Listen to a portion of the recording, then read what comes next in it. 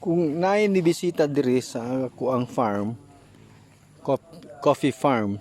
Sa sir, sagbot man kay ni imuhang kape diri sir, sagbuton jud.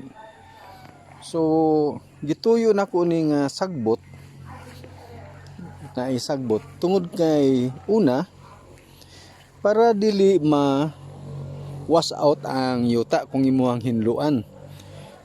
Example ani ha, kani. So kung mo makita kining yuta ani gikan ni sa ibabaw, na wash out ni siya, bakilid man na siya, na wash out na siya tungod sa pag-ulan. How much more kung limpyo kaayo, so ma-wash out gyud siya. Kaduha, kung ang imuhang farm walay sagbot, tanaw nimo walay siya sagbot, so kini siya niuga na ni. Kung basa pa siya, basa pa siya kay naman siya sagbot.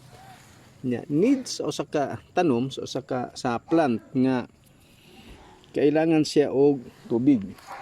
Whereas kung wala na siya sagbot, example kani, so nauga na siya. Uga na siya kay wala man siya sagbot.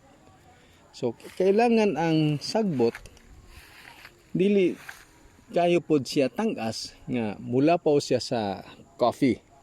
E kung mulapaw siya sa coffee, ang coffee nanginahanglan pod siya og init. So kailangan ang sagbot dili mulapaw sa kape. Unya kailangan ang sagbot din ha mugbo ra pod para dili mauga dayon ang yuta.